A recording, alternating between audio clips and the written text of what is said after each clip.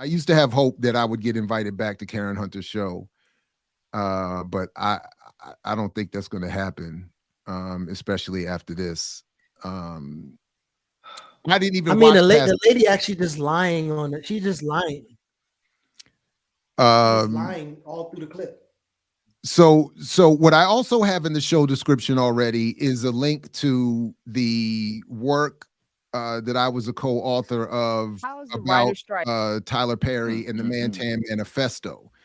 And the number one, well, we'll come back to it because this already they are perfectly in line with the Mantan Manifesto. But anyway, let's check this strike impact. Y'all doing too much. I'm hurt. I can't. What happened? What happened? Y'all keep hitting me with this mess, man. I ain't even recovered from the last interview, and y'all throwing this mess up here.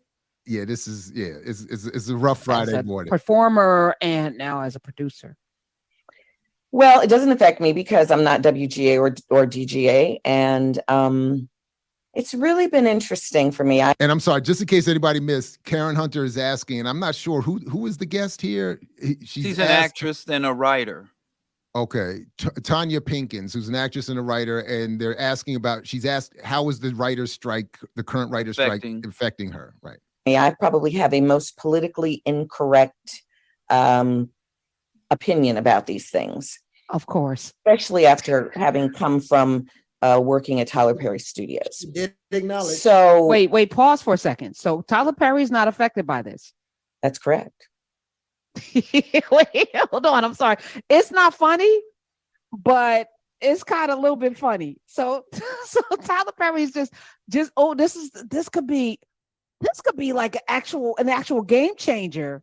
Really? Wait a minute. It is going to change the game. And let me tell you. Wow. Okay. Talk to us. Before I even go into my opinions, I'm going to tell you this. At Tyler Perry Studios, first of all, it's so beautiful and it's so us. It's colorful. The rooms are beautiful. They're not sterile like they're sticking you in an institution when you're on a lot, unless you're a star and you get money in the budget to decorate your room. It's all beautiful.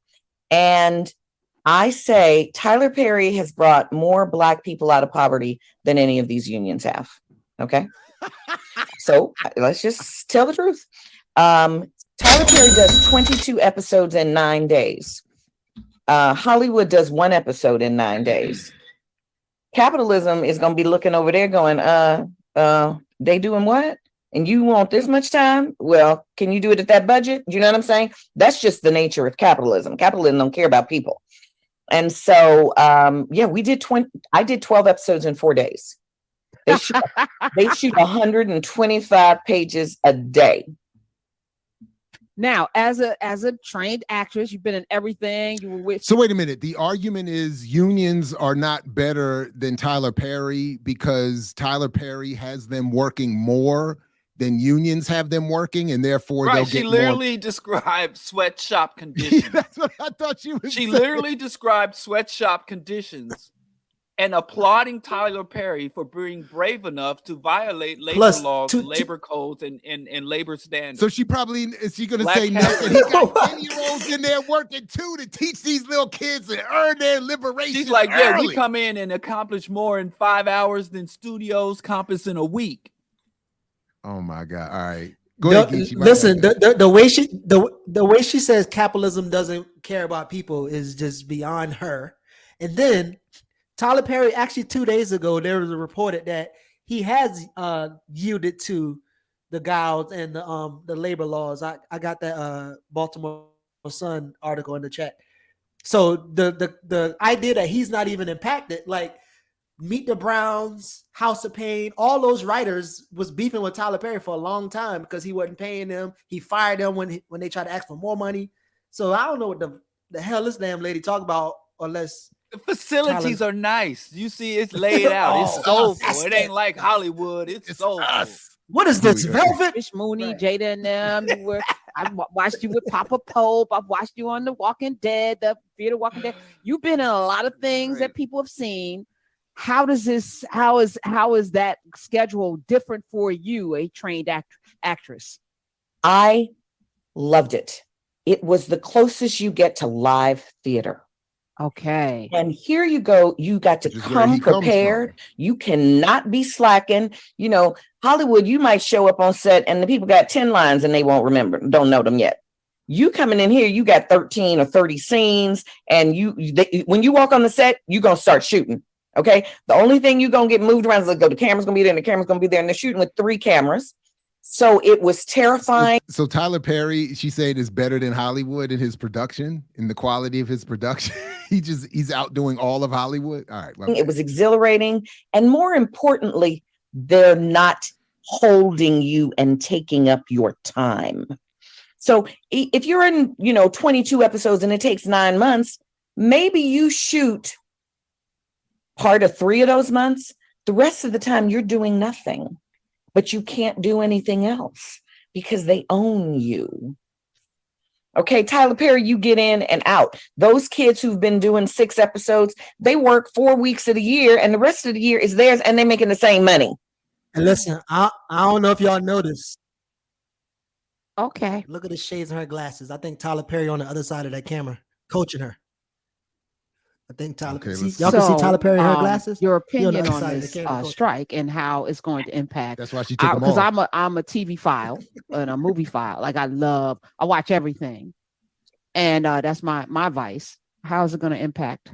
Well, I sort of saw it coming that DGA was going to save their own ass.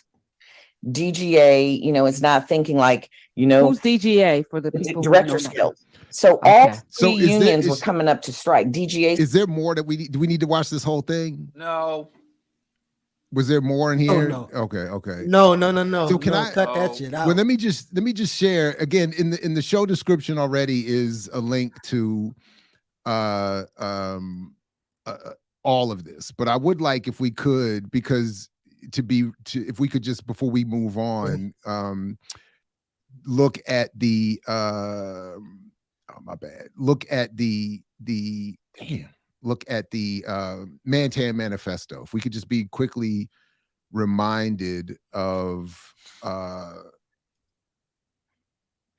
what it is that is being described here. And I don't mean, we were harsh on Spike Lee before, but this is one area where I think he got something right. And in the link below in the show description is an article.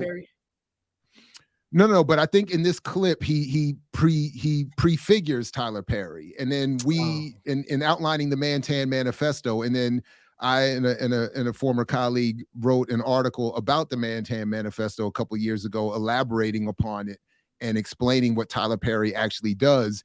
And the first tenet of the Mantan Manifesto was represented already in that clip. Dead. My goose was cooked. The cat was in the bag and the bag was in the river.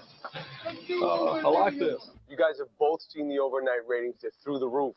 Mazel tov. But in this business, we have to be 1, 2, 3 steps ahead. That's why I brought in Myrna Goldfarb. She's the best media consultant in the biz. She's going to help us out. Okay, first of all, I would like to say I love your show. It's very courageous. My parents marched in Selma, Alabama with Dr. King. Why are you here? Good question. Straight to the point. I like your style. Because of the content of the show, we're going to expect some very spirited reactions. Myrna's here just to plan our strategy, just in case. All right. The best defense is offense. Really? I thought it was the other way around. Exactly. Okay, I think we're on the same page. Now, I've mapped out some strategies that are going to help bolster our position. Which is? Lighten up, man, right? This is about fun, right? Nice, wholesome fun. Hey, Medea. Break it down for them. Okay, the Mantan Manifesto. Catchy, ain't it? So is syphilis. Number 1, we gainfully employ African Americans in front of and behind the camera. You got to. So I'll stop it there. You can watch the whole thing if you like and read the article, but that was the point. She lays out the method by which you have blackface representatives of white supremacist, capitalist, imperialist cultural products. And the first thing you do is you hire black folks. So the first thing the sister says in her defense of Tyler Perry is he hires black folks. So it was just a perfect yeah, a perfect demonstration of the Mantan Manifesto and basically everything else that they outlined in that Mantan Manifesto. I'll just share quickly from the article we wrote. Number one, gainfully employ African Americans in front of and behind the camera. Let the audience decide, right? We get that same kind of argument here. Come on, the people like Tyler, who are these would-be cultural police? Oh, y'all hating. You just hating. Let this man do his thing. Who determines what is Black? We are not saying anything about the entire African-American community. So, don't be, again, the cultural police. It's simply satire, particularly in terms of his Medea films.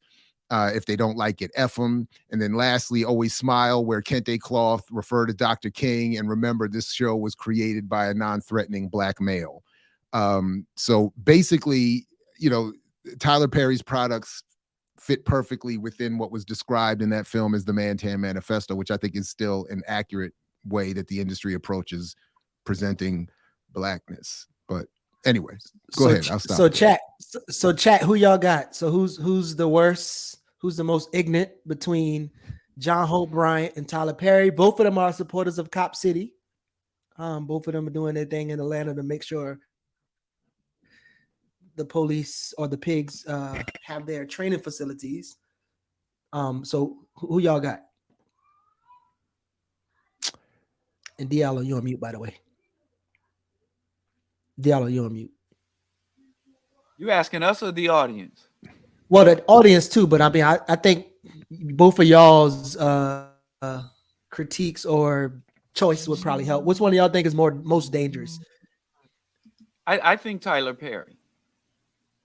Because why? Even though movers and shakers and financiers do their work behind the scenes, I think that the propagandists not only make us vulnerable to the machinations of the financiers, of the men behind the curtains, they also distort what's appropriate to respond. So the distortion of the people's understanding renders the people or the masses incapable of comprehending, let alone challenging such conditions. So the propagandist, the well-known, the celebrity is more dangerous because they are the ones who make it hard for us to identify and target the power shaker. So I could see how people would say Hope is more because he has more influence, has been around longer, and is doing things at a much higher level. What makes us most vulnerable or even put us in a position where we literally celebrate our own exploitation, where we have someone who is literally employing some of the most insidious labor tactics, employing and producing some of the most anti-Black media and propaganda, and instead of condemning or rejecting, we celebrate and embrace. So I got to go with Tyler Perry. So somebody just said Fred. Y'all stupid. What you what you got, Jerry? Well, who you going with? So first of all, Fred technically doesn't qualify because the Mantan Manifesto really only applies to white-owned, distributed, and funded product. I think it is in targeted audience, and when the white community is the target audience, is when you really need the Mantan Manifesto. And all of Tyler Perry's content is targeting the white community, as was explained and we cited in that article by the Lionsgate film executive who used to put out his films. So, and I think I agree with Diallo on this. I kept thinking, like, who's worse, the one actually, and even Hope isn't really doing this, but who's worse, the one performing the damage or the one preventing you from recognizing who's performing the damage? So it's a neck and neck thing, but I would have to give it to Tyler Perry because John Hope Franklin ultimately is the economic version of Tyler Perry's media product. He is the economic equivalent. Neither of them own or control. They perform a duty for their white betters, so to speak. And Tyler Perry just has much more of a massive and negative impact and his work, whether people are aware of it or not, his work does form some of that initial layer of I don't know, that protective layer of empire that we have to fight through every time we want to do something. So I'd probably have to go with him as well. Who you got, So Geechee? on that TikTok, I'm definitely going What with is Tyler this? Perry because of, What is this? but no, this guy wrote, he's a comedian, and the lady was Yeah. talking about Cop City, and they was like, why don't you make Tyler Perry the face for Cop City so we can get black people to support it? But I would He ain't think loud. my Tyler bad. Perry Okay. too, because no, I would say Tyler Perry too because of the propaganda, and then I do think he has a hell of a weight in the space, and I think the culture has decided that he's the victor over what's that lady name? Oprah. Spike. So that beef he had. Oh. No, Oprah. Yeah, well, Spike too. Mm. He already he trashed Spike. But Oprah, when they had that beef, people kind of sided with him over Oprah because he stood up to Oprah. So definitely him. He has the ability to just make moves and got the money. And he does do the thing that you just said, Mantan Manifesto. Same thing Nard do. Nard tell me all the time he hired black women. So for him to be able to hire all these people and to have a sycophant like that actress who was just on Karen's show, like he's definitely doing more damage.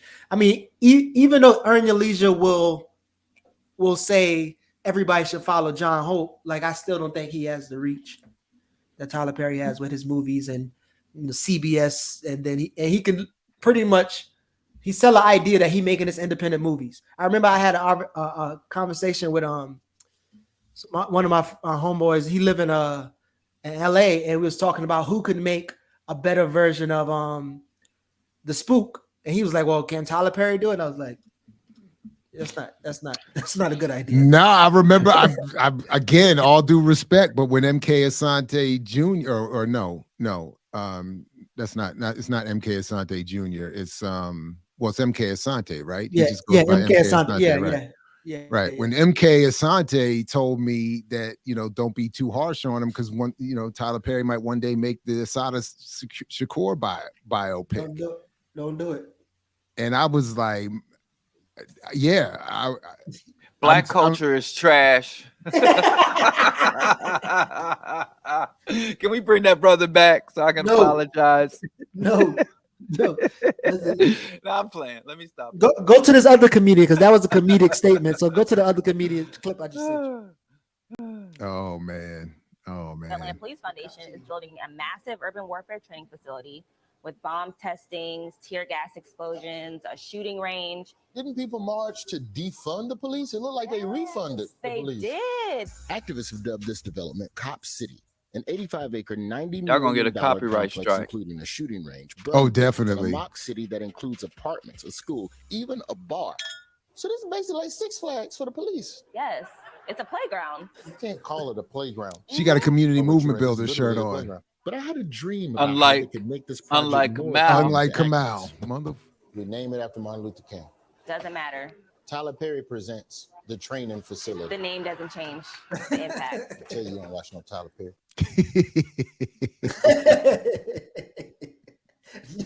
But like, so he Tyler stole my Perry. joke. Wait a minute.